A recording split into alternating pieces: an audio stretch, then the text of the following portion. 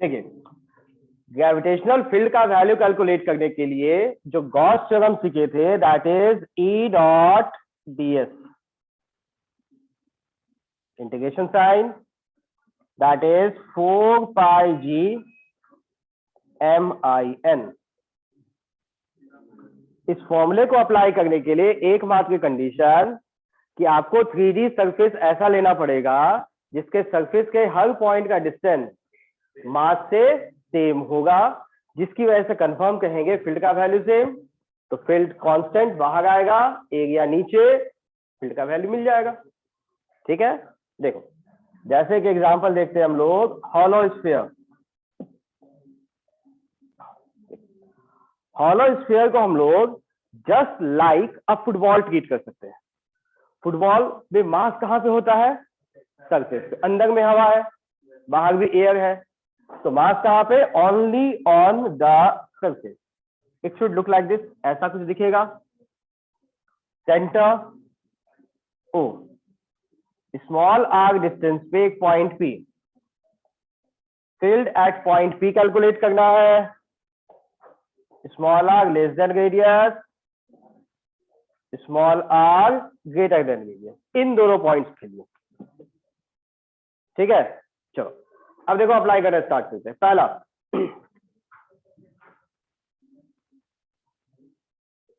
Inside के point. तो इस फॉर्मूले को अप्लाई करने के लिए पहला कंडीशन, आपको एक 3D सरफेस लेना पड़ेगा, सिमेट्रिक। तो हॉलो स्फीयर के लिए सिमेट्रिक सरफेस स्फीयर, तो यहां पे आप एक स्फीयर बनाएंगे। सिमेट्रिक सरफेस समझ में आया? चलो अब इस फॉर्मूले को अप्लाई करना। पहला टर्म ई, सिमेट्रिक है तो ई का वैल्यू सब जगह same. Second term D S, surface area, तो स्फीयर का radius small R, surface area का formula 4 pi small R square equal to 4 pi capital G. अब मास इनसाइड, अब बताओ हॉलो स्फीयर है, फुटबॉल है, तो मास तो यहाँ पे है, सरफेस पे है। अंदर में क्या कोई मास है? तो मास इनसाइड का वैल्यू, इसको 0 बनाएंगे। तो जैसे इसको 0 बनाएंगे तो फील्ड का वैल्यू भी क्या मिल जाएगा? यहां बगल में लिख लेते हैं, मास इनसाइड इज 0। ठीक है, क्योंकि फुटबॉल के अंदर में हम लोग खुद से एक इमेजिनरी सरफेस बनाए ना, तो अंदर में तो मास है ही नहीं, तो मास अंदर का वैल्यू 0, पूरा वैल्यू 0 हो गया। पहला समझ आया? चलो अब दूसरा वाला, आउटसाइड का पॉइंट।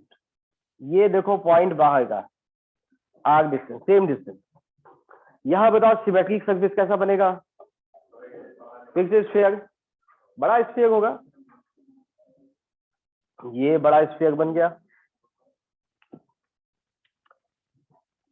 चलो बताओ इस वाले के लिए फिर से फॉर्मूला वही लगेगा। चलो अब मुझे एक टर्म का मीनिंग बता देगा। फील्ड ई कांस्टेंट होगा बाहर इंटीग्रेशन के। चलो दूसरा term surface area, radius small R है, वैल्यू 4 पाई आर स्क्वायर, ये भी हो गया, ये दोनों। चलो equal to 4 pi G mass inside. अब बताओ बड़ा से स्फीयर हम लोग इमेजिन किया ना, उसके अंदर पूरा फुटबॉल है, तो फुटबॉल का टोटल मास भी है, तो मास इनसाइड जो बॉल का मास था। तो यहां से ई का वैल्यू क्या मिला? 4 4 कैंसल, पाई पाई जोड़ने की जरूरत नहीं। तो ये वाला फॉर्मूला पॉइंट मास का भी था, मतलब जो पॉइंट मास के लिए फील्ड का फॉर्मूला होता है और हॉलो स्फीयर के बाहर में जो फील्ड का फॉर्मूला होता है, दोनों सेम। ठीक है, चलो अब एक ग्राफ बचा। This is field E versus R. इन दोनों में तो कोई कंफ्यूजन नहीं, बोलो।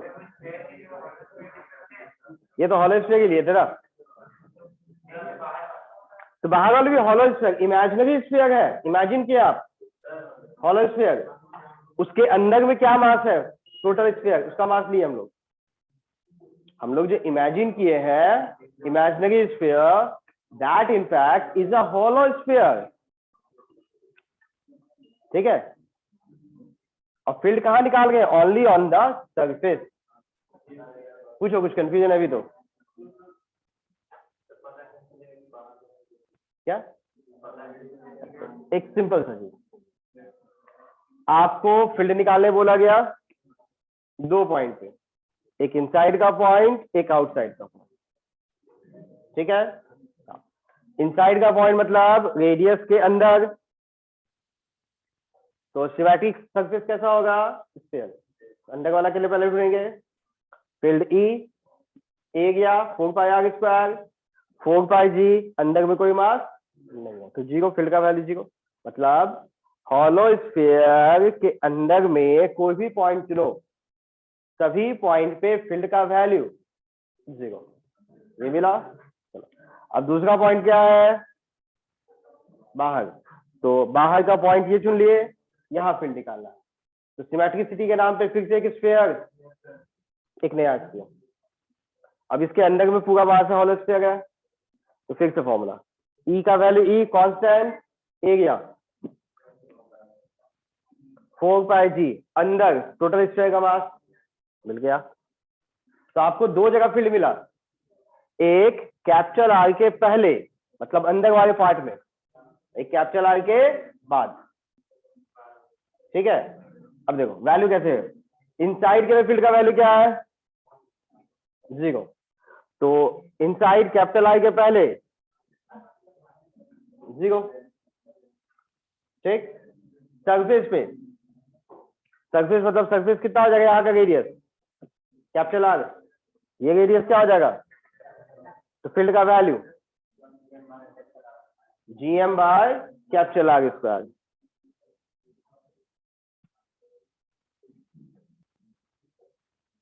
तो कैपिटल आर पे ये वैल्यू मिलेगा सरफेस पे। ठीक है, ये अलग से निकाल लो, on surface small R equal to capital R, तो फील्ड का value GM by are square. ये हो गया ये वैल्यू। चलो 2 पॉइंट क्लियर। तीसरा पॉइंट, कैपिटल आर के बड़ा वैल्यू आउटसाइड, तो आउटसाइड के लिए फॉर्मूला कैसा है, 1 बाई आर स्क्वायर। तो y coordinate that field is proportional to 1 by x, या y is proportional to 1 by X square, मतलब फील्ड का वैल्यू 1 बाई आर होगा, 1 बाई आर स्क्वायर होगा, 1 बाई आर क्यूब, तो 1 बाई में आर का कोई भी वैल्यू होगा, तो सबके लिए ग्राफ इसी टाइप का जाता है। मतलब फील्ड का वैल्यू जीएम बाई आर, ऐसा ही ग्राफ है, जीएम बाई आर स्क्वायर इसी टाइप का है, लेकिन दोनों बनाना हो तो थोड़ा डिफरेंट है। 1 बाई आर के लिए ऐसा ग्राफ, 1 बाई आर स्क्वायर थोड़ा नीचे से जाएगा, 1 बाई आर क्यूब और थोड़ा नीचे, लेकिन एक ही बनाना है तो कोई भी एक बना लो। ठीक है, तो इस तरह से ग्राफ ड्रॉ होता है electric gravitational field versus R. ठीक है, अब देखो इसके जानने से बेनिफिट क्या है, फील्ड निकाला तो आ गया, एक टर्म याद करो हम लोग डिफाइन करते हैं, एक्सेलरेशन ड्यू टू ग्रेविटी, याद है, स्मॉल जी, जिसका वैल्यू 9.8 मीटर पर सेकंड स्क्वायर लेते हैं, उसे हम लोग डिफाइन करते हैं एज द फोर्स एक्टिंग पर unit mass, force by mass. मतलब अर्थ है, अर्थ के सरफेस में कोई ऑब्जेक्ट होगा, उस पर लगने वाला फोर्स बाय मास। तो फील्ड का डेफिनेशन क्या था, वो भी था फोर्स बाय मास, फील्ड का डेफिनेशन भी क्या था, और जी का डेफिनेशन भी क्या है, तो डेफिनेशन वाइज दोनों सेम। तो मतलब अगर आपको कहीं भी एक्सेलरेशन ड्यू टू ग्रेविटी का वैल्यू निकालना है, तो फील्ड का जो वैल्यू निकालेंगे बिल्कुल सेम। मतलब कहानी कैसे बदल सकता है, देखो बोलेगा कि सपोज अर्थ एक हॉलो स्फीयर होता, imagine the earth to be a hollow sphere, ठीक है, what will be the acceleration due to gravity inside earth. Acceleration due to gravity मतलब फील्ड, इनसाइड अर्थ फील्ड का वैल्यू क्या है, 0। On the surface of earth what should be the value of acceleration due to gravity, gm/r²। Outside के लिए formula, मतलब घुमा फिरा के क्वेश्चन पूछा जा सकता है। चलो अब हम लोग एग्जैक्ट अर्थ के लिए निकालते हैं। अर्थ का शेप कैसा बताओ, सॉलिड स्फीयर या होलो, सॉलिड स्फीयर। तो सॉलिड स्फीयर में जो फील्ड का वैल्यू निकालेंगे और एक्सेलरेशन ड्यू टू ग्रेविटी का वैल्यू निकालेंगे, दोनों अलग अलग आएगा या सेम आएगा, सेम आएगा। तो यहाँ हम लोग फील्ड का वैल्यू निकालते हैं या एक्सेलरेशन ड्यू टू ग्रेविटी, दोनों वैल्यू सेम। तो पहले कैलकुलेट कर लेते हैं।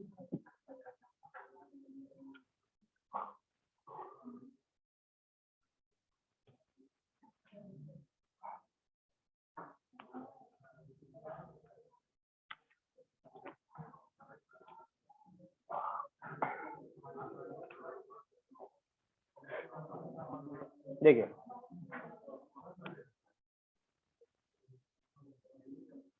Acceleration due to gravity,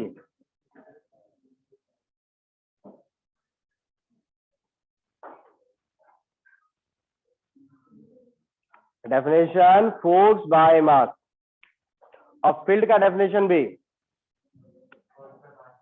force by mass. तो अगर किसी पॉइंट पे जी का वैल्यू निकालना है तो सेम एज उस पॉइंट पे इलेक्ट्रिक फील्ड का, ग्रेविटेशनल फील्ड का वैल्यू निकाल लो, दोनों वैल्यू सेम। सेकेंड में हम लोग केस देखे हैं अर्थ का। तो अर्थ बेसिकली हम लोग एज्यूम करते हैं एज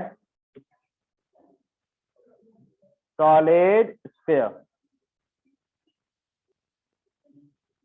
जिसका एक मास भी होगा और एक रेडियस भी होगा, ठीक है। शेप देखेंगे तो ऐसा कुछ दिखेगा, स्फीयर, सेंटर पहला, G इक्वल टू E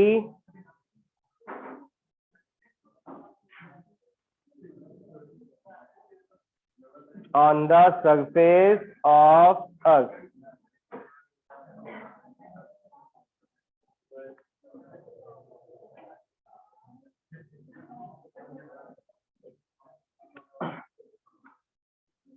ठीक है। चलो पहला term, acceleration due to gravity on the surface of earth. तो सरफेस में एक पॉइंट बनाते हैं ए, इस पे फोर्स का वैल्यू, तो बताओ ये क्या है, हॉलो स्फीयर या सॉलिड स्फीयर। तो सेंटर से डिस्टेंस कैपिटल आर, बताओ यहाँ एक मास डालेंगे तो उस पे लगने वाला फोर्स, बाहर का पॉइंट है ना, तो पॉइंट मास वाला फॉर्मूला लगेगा, ये हो जाएगा G naught force by mass. Definition में कोई दिक्कत नहीं। चलो फोर्स का value G mass of earth M A by are square upon M A equal to G M upon are square.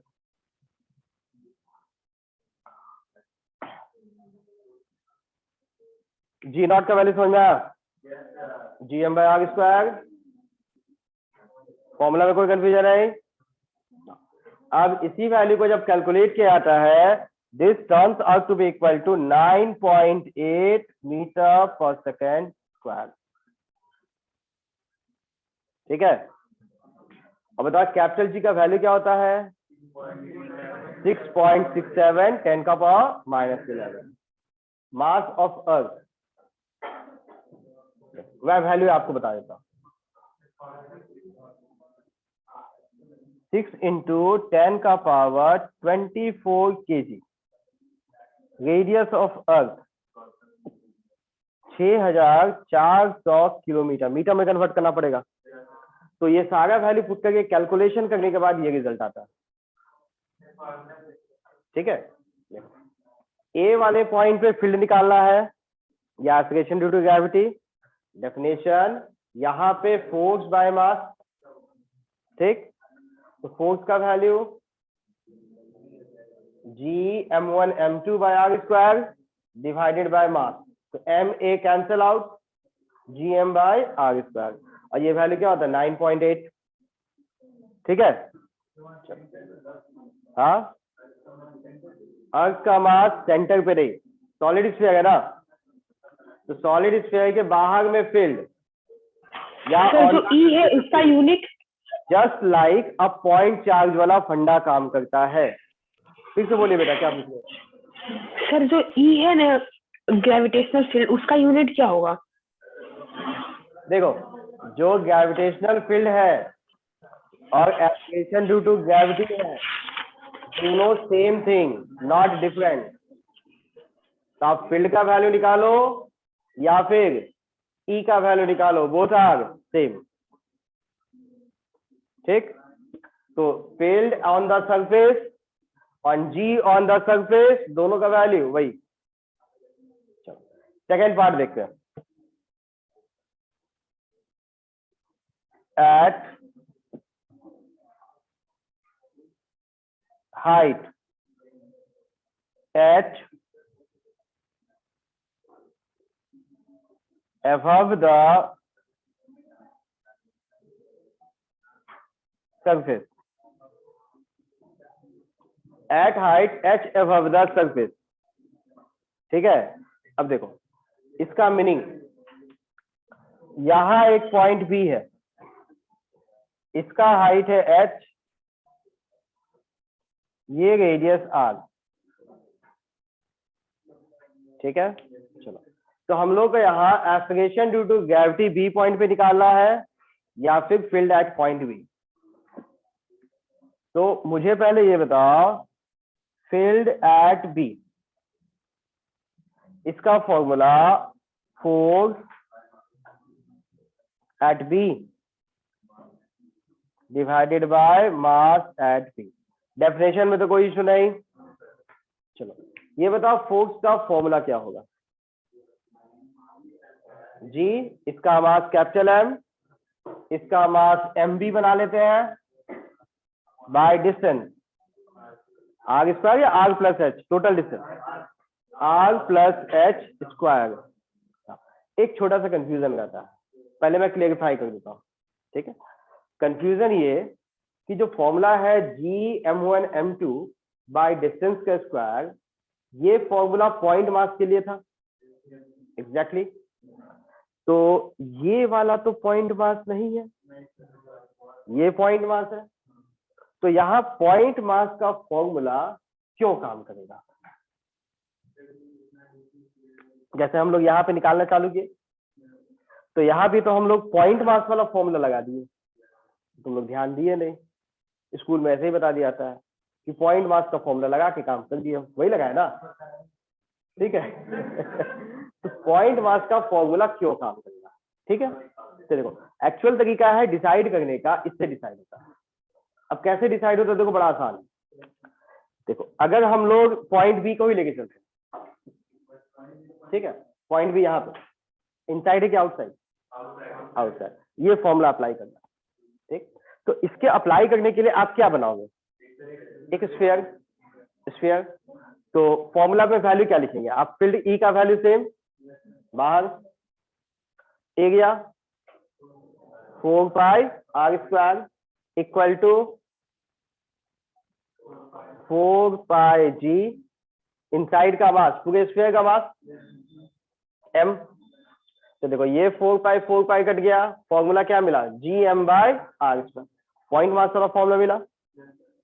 तो एक्चुअल डिसाइड होता है यहां से कि फील्ड का फॉर्मूला जो मिलेगा या फील्ड का फॉर्मूला जो मिलेगा पॉइंट मास वाला मिलेगा। इसलिए यहां हम लोग बोलेंगे कि फील्ड का फॉर्मूला पॉइंट मास जैसा होता है, बिल्कुल वैसा ही होता है, और एक्चुअल डिटेल बताया नहीं जाता। एक्चुअल डिटेल क्या है? यहां से डिसाइड होता है, जो फील्ड मिलता है वो पॉइंट मास वाला फॉर्मूला से चलता है। तो पॉइंट मास वाला फॉर्मूला यहाँ पे अप्लाई कर दिया सरफेस पे, सही आ गया। तो यहाँ भी निकालना है तो पॉइंट मास का फॉर्मूला से चलेंगे, क्योंकि फॉर्मूला यहाँ वैलिड है, एक्चुअली डिसाइड यहाँ से होता है, ठीक है। अब फिर हम लोग बोलेंगे यहाँ वैलिड है इसलिए लगेगा पॉइंट मास का फॉर्मूला, ठीक है। तो पॉइंट मास का फॉर्मूला से बताओ, फोर्स का value G, mass of earth M B upon R plus H square, और साथ में एम बी, तो M B will cancel, so it is gm upon r plus h whole square. This is the value of g at b. अब एक और problem है, यहां तक तो ठीक था। अब प्रॉब्लम ये है कि बुक वाले जो है या आंसर में जो ढूंढते हैं लोग, वो जी इस फॉर्मूले में नहीं डालते हैं। वो बोलते हैं बी पॉइंट का जो एक्सीलरेशन ड्यू टू ग्रेविटी है वो मुझे जी नॉट के फॉर्म में चाहिए। जी नॉट बोले तो इस फॉर्म में चाहिए, मतलब जी एट बी का वैल्यू में जी नॉट और साथ में कोई टर्म होना चाहिए, तो लाना पड़ेगा, मजबूरी है, नंबर चाहिए, ठीक है। तो बताओ जी नॉट का फॉर्मूला क्या था? G M by R square. G M तो है, आर स्क्वायर नहीं है, तो आर स्क्वायर से डिवाइड भी कर दो और मल्टीप्लाई भी कर दो, तो चलेगा नहीं? आ जाएगा ना? चलो देखो, G at B G M by R square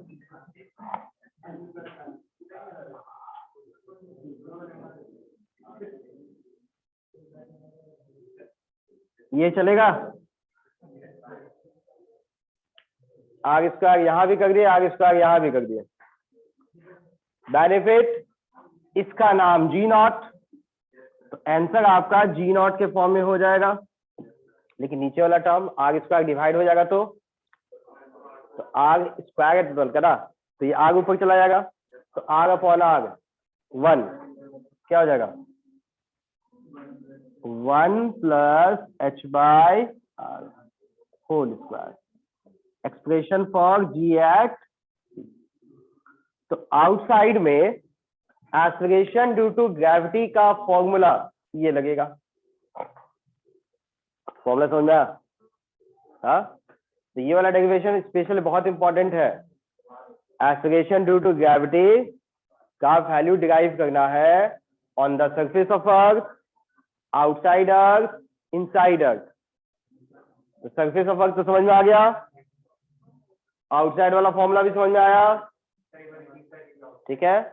outside के लिए देखो, यहां बाहर में फील्ड निकालना है जी का वैल्यू, तो बाय डेफिनेशन इस पॉइंट पे लगने वाला फोर्स बाय मास, तो फोर्स के लिए पॉइंट मास का फॉर्मूला जी, अर्थ का मास कैपिटल एम, इसका mass M B upon distance centre से R plus H whole square. Force हो गया, डिवाइड बाय एम बी करेंगे तो एम बी कैंसिल आउट, तो एम बी जब कैंसिल आउट हो जाएगा तो G M by R plus H का square the value of G at B, ये एक्सप्रेशन आया। अब जी एट बी का वैल्यू को हम लोगों को in terms of G not लिखना है। जी नॉट से फायदा है क्या? डायरेक्ट वैल्यू 9.8 पुट कर देंगे हम लोग उसका, तो आर स्क्वायर से यहां दोनों जगह मल्टीप्लाई और डिवाइड कर दिए, और इस G M by R square का नाम जी नॉट बता दिए, ये वाला जी नॉट। तो जो बच गया ये टर्म स्क्वायर था, तो इसको अंदर ले जाएंगे, तो डिवीजन में आएगा आर का पावर 1, तो R upon R 1 plus H upon R, ठीक है। तो ये होगा G at B at height H above the surface of Earth. अब इतना काफी नहीं है, एक टर्म और डाला जाता है, ठीक है। इसमें ये बोला जाता है कि ये तो जनरल फॉर्मूला हो गया, सबके लिए एप्लीकेबल। अब मान लो स्पेशल केस हो गया, स्पेशल केस बोले तो कि ये हाइट छोटा हुआ, तो छोटा मतलब अर्थ का रेडियस कितना था? 6400 किलोमीटर। अगर हम लोग अर्थ के सरफेस से 100 मीटर ऊपर गए तो रेडियस के कंपैरिजन में हाइट ज्यादा गए क्या? बहुत कम गए, तो एच बहुत छोटा है।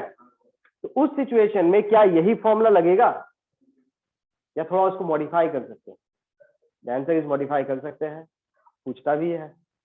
ठीक है, तो कंडीशन इस पे स्पेशल लगता है, h बहुत ज्यादा छोटा होगा रेडियस से, तो उस सिचुएशन में क्या करना होगा। फंडा समझ में आया। अब इसके करने के लिए थोड़ा सा मैथ्स यूज होता है, तो मैथ्स में एक टर्म है बाइनोमियल एक्सपेंशन। ठीक है, बता देते हैं, अभी घबरा क्यों गया, कोई बात नहीं पढ़े हो तो भी कोई घबराने की बात नहीं। देखो 1 + x पावर n, ठीक है, n का वैल्यू 2 हो सकता है, 3 हो सकता है, 1/2, 7/3, -1/2, कुछ भी होगा, सबके लिए चलेगा, n कुड बी एनीथिंग। ठीक है, तो फॉर्मूला क्या होता है, देखो 1 पहला टर्म, दूसरा पावर में n है, n × x, ठीक है, प्लस अगला टर्म n -1/2 x², अगला term n n-1 × n-2/1। Actually में यहां लिखना चाहिए था डिवीजन में 1, एक्चुअल तरीका है डिवीजन में 1, नहीं लिखेंगे तो भी चलेगा, और यहाँ डिवीजन में 1 × 2। अगला टर्म में क्या होना चाहिए बताओ, n n-1 × n-2 x⁴/1 ×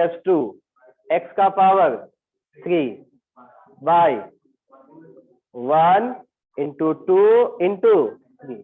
अगला टर्म बता सकते हो, n × n-1 n-2 × n-3 x⁴ divided by 1 × 2 × 3 × बहुत बढ़िया, समझ गए।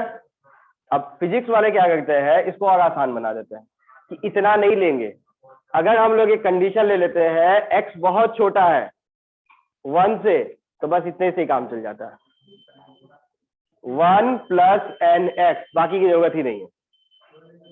ठीक है, मतलब if x very very less than 1, तो 1 + x⁴n is equal to 1 + nx, इतने से ही मतलब है। क्यों बोला, एक नंबर इमेजिन करो, x का वैल्यू 1 से बहुत छोटा है, 1/100, x का वैल्यू 1/100, ठीक है, तो 1/100 मतलब 1/10⁻²। चलो पहला टर्म 1, ठीक है, n का वैल्यू क्या लेना बताओ, 2 3 4 5, जल्दी से कोई एक नंबर चुनो, 2, तो 2, n का वैल्यू 2 चुने, 1/100 चलेगा, n का वैल्यू 2 × 2 - 1 1, तो 2 × 1/1 × 2 कट गया, 1/100 का स्क्वायर 1/10⁴, तो 1/10⁴ इसके पावर से बहुत ही 1 से बहुत ही छोटा, तो ये सब ये नेग्लेक्टेड। इसमें देखो 10⁻³ मतलब 1/10⁻6 और भी छोटा, इसको नहीं लेना है, तो पहला ही 2 टर्म लेना है। ठीक है, तो उसी तरह से देखो यहां पे और इसको देखे मिलाओगे, तो यहां देखो x का वैल्यू क्या किसके इक्वल आ जाएगा, x का वैल्यू किसके इक्वल आएगा, h/r, और ये h का वैल्यू r से बहुत छोटा है, तो h/r 1 से भी बहुत छोटा होगा, r को नीचे ले जाएंगे तो बाइनोमियल एक्सपेंशन का पहला टर्म ही यूज करेंगे, अगला टर्म की जरूरत, ये समझ में आया। हाँ चलो, तो यहां से कंक्लूजन निकाल लेते हैं, इधर इसको हटा दे, नीचे वाले को, चलो ऊपर वाला पहले हटा देते हैं, इसको पहले नोट कीजिएगा, उसके बाद अगला टर्म पे जाएंगे हम। देखो g⁻b का वैल्यू हम लोग निकाले हैं g0,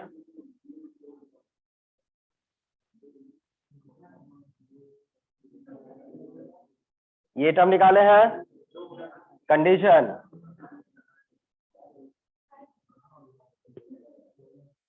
ये लेंगे, तो इसको लेने के बाद g एट b का वैल्यू, g नॉट अलग था। चलो अब बताओ, ये जो टर्म है इसे हम लोग ऐसे लिख सकते हैं, g not 1 plus h by R power में -2, इसको यहां ऊपर ले जाएंगे तो पावर में -2। अब बाइनोमियल एक्सपेंशन का ये वाला टर्म मिलाओ, x का value h by R, n का वैल्यू -2, तो पहला टर्म 1, तो पहला टर्म 1, दूसरा टर्म n इंटू x, तो पहला n का value -2 into x, x is h upon r। अब थोड़ा अच्छा से लिखेंगे, g not 1 minus 2h upon r। तो इसमें ओवरऑल आप देखा जाए तो आपको यहां दो रिजल्ट याद करना है। ये कब, जब h बहुत छोटा हुआ तो, और बहुत छोटा नहीं हुआ तो ऊपर वाला रिजल्ट, दोनों रिजल्ट ध्यान में रखना। मतलब हाइट h का वैल्यू रेडियस बाय 2 कर दिया तो देखो, एक्चुअली में छोटा बनाने का मतलब 8 किलोमीटर, 8 EIGHT 8 नंबर, 8 किलोमीटर या 8 किलोमीटर से नीचे कम वैल्यू के लिए ये फॉर्मूला वैलिड, लेकिन 8 किलोमीटर के ऊपर वो वाला फॉर्मूला लगेगा। ठीक है, प्रैक्टिकल कैलकुलेशंस के लिए ये वाला फॉर्मूला तब वैलिड होता है जब हाइट का वैल्यू 8 किलोमीटर से लेस या इक्वल होता है, अबव 8 किलोमीटर, ये फॉर्मूला। ठीक है, यहां बगल में लिख लो, फॉर h लेस देन और equal to 8 kilometre. Height h वाला फंडा समझ में आया?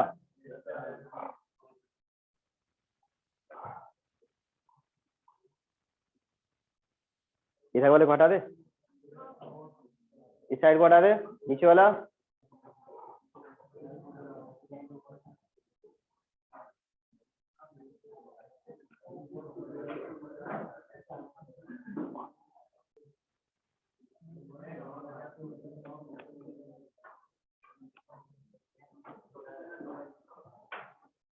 इधर वाले को लिख लिए, इधर वाले यहां तक।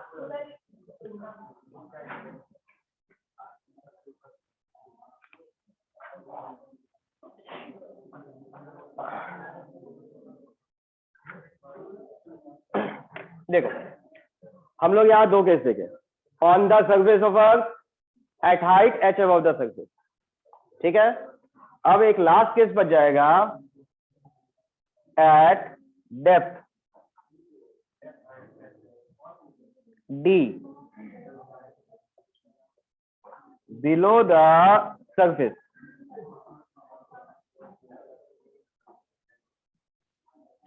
Eight depth d below the surface of अर्थ, इसमें एक स्फीयर बनाएंगे, that is earth, centre of earth, यहां एक पॉइंट होगा d, सरफेस से ये डेप्थ है d। Acceleration due to gravity point d के लिए कैलकुलेट करना है। ठीक है, वो प्रिंट आउट सेकंड वाला भी निकाल दिए, 1 2 उसका 3 4 उसका भी कौन दीजिए, 3 4 भी निकाल दीजिए, और 3 4 वाला पहले भेज देगा, इसको 1 2 को बाद में देंगे। हाँ जी, क्या करना है समझ में आया? चलो अब यहाँ पे हम लोगों को फोर्स निकालना, फॉर्मूला याद करो क्या था, फोर्स बाय मास। तो यहाँ एक मास बनाएंगे md। तो बताओ फोर्स का फॉर्मूला g, अर्थ का मास, इसका मास अपॉन बीच का डिस्टेंस लेंगे ना। तो बीच का डिस्टेंस क्या है, बीच का डिस्टेंस r माइनस डी। ठीक है, तो पहले वैल्यू लिखते हैं, फिर आपको बताते हैं क्या गलती करें हम लोग। देखो G एट D, फोर्स लिखिए मत, अभी लिखना नहीं है। G mass of earth, mass of D upon distance R minus D का स्क्वायर। ये डिस्टेंस होना चाहिए था, लेकिन बोला जाता है ये फॉर्मूला यहां वैलिड नहीं होगा। ठीक है, फॉर्मूला कौन सा वैलिड होगा, अगर आप इसको सेलेक्ट करके एक स्फीयर जैसा बनाते हो। सुन तो लो, एक स्फीयर जैसा बनाते हो। ठीक है, तो फोर्स निकालने के लिए अर्थ का टोटल मास नहीं लेना होता है, अंदर निकालने के लिए जो स्फीयर जैसा बनाया है उसके अंदर का मास लेना होगा। ठीक है, मास कौन सा, अर्थ का टोटल नहीं, क्योंकि अर्थ का मास तो यहां से यहां तक है, वो नहीं, ये अंदर का मास। तो पहले समझ आएगा क्यों ले, बाहर के लिए तो अर्थ का यहीं तक का मास लिए थे, बाहर अर्थ नहीं था तो उसका मास नहीं लिए थे, लेकिन इनसाइड निकाला तो बस यहीं तक का मास। क्यों, रीजन फिर से वही पुरानी कहानी, एक्चुअल फॉर्मूला क्या था, E dot D S form by G M inside. Actual formula था ये फील्ड निकालने का, एक्चुअल फॉर्मूला ये था। अब देखो इसमें अगर हम लोग को इनसाइड के किसी पॉइंट पे निकालना था फील्ड जिसका नाम जी होगा, तो हम लोगों को करना क्या था, एक सिमेट्रिक सरफेस बनाना पड़ेगा, दैट शुड बी स्फीयर। अब इसके निकालने के लिए फॉर्मूला क्या था, फील्ड ई कांस्टेंट बाहर आएगा, इसका एरिया 4 पाई आर स्क्वायर, और लास्ट में इधर जो निकालना था 4 पाई जी। मास कौन सा निकालना था, टोटल मास या अंदर वाला मास। तो बस वो कहानी बताए बिना स्कूल में बताया जाता पढ़ाने के लिए। अभी समझ में आया कि हम लोग को जो वैल्यू निकालना है उसमें मास कौन सा लेना होगा, इनसाइड। तो ये वाला टर्म जो लिखेंगे एम, ये तो गलत हो जाएगा, बाकी तो ठीक है। तो बताओ इनसाइड का मास कैसे निकालोगे। ठीक, तो देखो मास का डिस्ट्रीब्यूशन कैसा है उस पर ये देखना पड़ेगा। मास लेंथ में हो सकता है, it could be in area और it could be in volume. आपको ढूंढना पड़ेगा मास का डिस्ट्रीब्यूशन है कैसा, वॉल्यूम तो मास का वॉल्यूम, डेंसिटी इनटू वॉल्यूम तो मास का वैल्यू, लेकिन डेंसिटी भी तो नहीं दिया है, तो डेंसिटी का value total mass by total volume. ठीक है, इनसाइड का मास चाहिए ना अपने को, तो पहला स्टेप में इनसाइड मास लिख लेते हैं, अगला स्टेप में मास इनसाइड का वैल्यू पहले निकाल लेते हैं, MIN जो हम लोग को पुट करना है ये। ठीक है, इसका नाम इक्वेशन नंबर 1। अब देखो मास इनसाइड ये कैसे निकालेंगे, डेंसिटी इनटू वॉल्यूम। चलो क्वेश्चन में लेकिन डेंसिटी तो दिया नहीं है, तो density is total mass by total volume. तो देखो टोटल मास m और स्फीयर का रेडियस कैपिटल R, स्फीयर का volume 4/3 pi r cube. Total mass by total volume ये हो गया, इनटू मास तो अंदर का निकालना है तो इनसाइड का वॉल्यूम। इनसाइड का वॉल्यूम कैसे निकलेगा, स्फीयर 4/3 पाई रेडियस क्यूब, लेकिन इसका रेडियस क्या था छोटे वाले का आर माइनस, ये हो जाएगा 4/3 pi R minus D whole cube. इसका इक्वेशन नंबर 2 बना लेते हैं। अब सेकेंड वाले वैल्यू को 1 में पुट कर देंगे तो जी मिल जाएगा।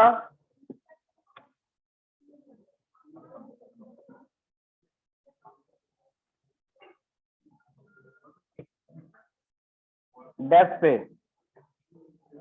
जी, अच्छा एक मिनट, डेफिनेशन में याद करो एमडी से डिवाइड भी करना था ना, फोर्स बाय मास था, मास वाला टर्म कटेगा, it is G R minus D square into mass inside का value 4/3 pi R cube into 4/3 pi R minus D cube. Simplify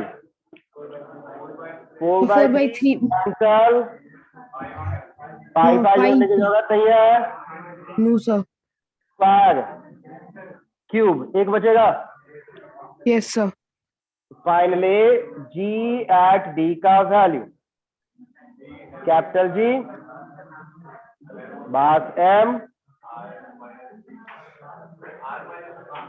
are cube और मल्टीप्लाई में आर माइनस डी।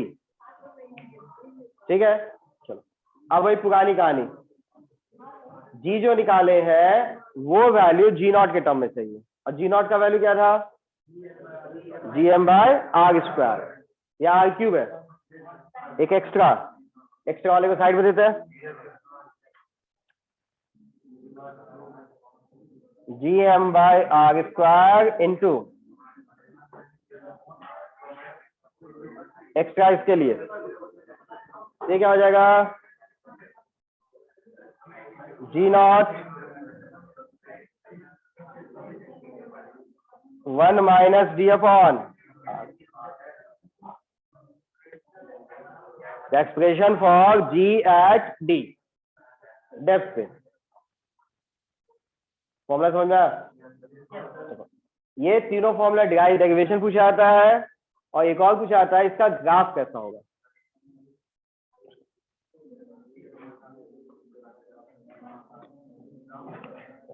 ये ऊपर वाला टर्म हटा दे, लिख लो पहले, लिख लो पहले, नोट कीजिए।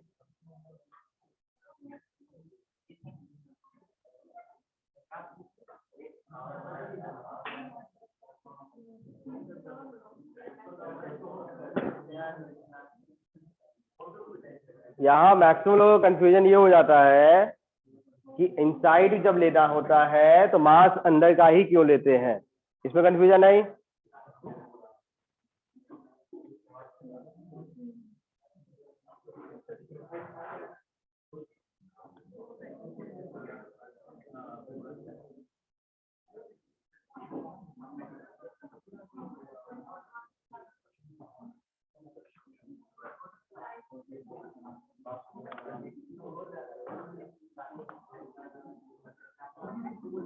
एक पिछले के पास से चाहिए, पीछे पास से चाहिए, पीछे पास से चाहिए।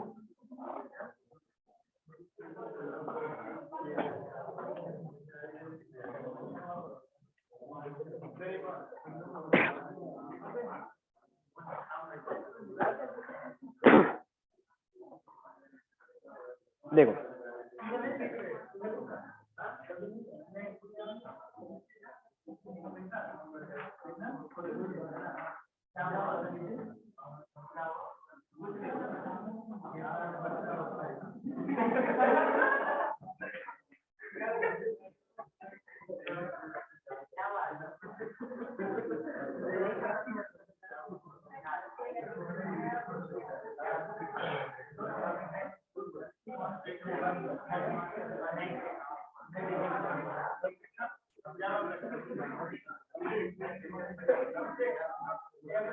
अच्छा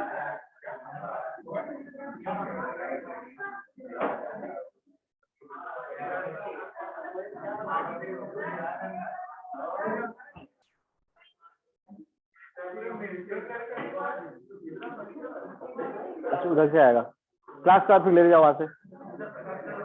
अच्छा क्लास के बाद ले लोगे वहां से, ठीक है। चलो यार देखो, ग्राफ स्केच करना है, ठीक है। ग्राफ में हम लोग 3 पॉइंट्स देखेंगे। पहला, रेडियस कैपिटल आर से पहले, कैपिटल आर पे, एंड आउटसाइड कैपिटल आर, ठीक है। अब देखो यहाँ पे ग्राफ ड्रॉ करने के टाइम में डायग्राम पे भी ध्यान देंगे, ठीक है। देखो अब देखो यहाँ पे ये डेप्थ था डी, सेंटर से, बताओ ये डिस्टेंस क्या कहलाएगा? R minus D. तो इसे मल्टीप्लाई कर देंगे तो g nought upon r, r minus d है, मतलब डिस्टेंस जो हो गया वो कहां से बताया गया है? इस पॉइंट का डिस्टेंस जो है ये आर माइनस डी ना, तो डिस्टेंस कहां से? सेंटर। तो अगर आप इसका नाम स्मॉल आर लिखते हैं, सेंटर से डिस्टेंस का नाम small R is R minus D, तो यहां से जी का value ji naught by capital R into small R. तो देखो यहाँ जी का पावर 1, स्मॉल आर का पावर 1, तो फॉर्मूला हो गया y equal to M X, ये y coordinate, small R is the x coordinate, तो y कोऑर्डिनेट का power 1 constant into x coordinate का पावर, तो y equal to M x, straight line passing through origin, तो ये graph जाएगा straight line passing through origin. पहला term समझ गया। दूसरा टर्म सरफेस पे, तो बताओ सरफेस पे डी का वैल्यू क्या होगा? सरफेस पे डी का वैल्यू 0, डेप्थ 0 हो गया ना, तो यहाँ डी का वैल्यू 0 पुट कर दो, क्या मिलेगा? Capital R bar g not, तो सरफेस पे जो जी का वैल्यू मिलेगा that will be g not, which is g M upon are square, ji not. Outside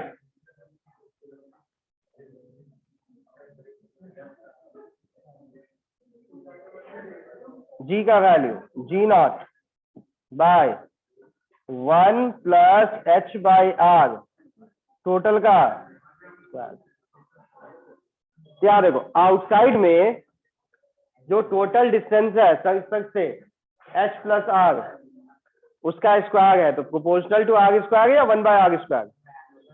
तो 1 बाय आर स्क्वायर का ग्राफ पैराबोलिक, इसका नाम कहते हैं वैसे रेक्टेंगुलर हाइपरबोलिक। ऐसा जो ग्राफ होता है इसका नाम रेक्टेंगुलर हाइपरबोलिक। कब? जब y coordinate is proportional to 1 by x, y coordinate is proportional to 1 by x, तो 1 बाय x स्क्वायर हुआ, तो रेक्टेंगुलर हाइपरबोलिक टाइप का, एग्जैक्ट नहीं। तो इस टाइप का ग्राफ बनेगा, variation of g with distance. कोई कंफ्यूजन है तो बोलिए।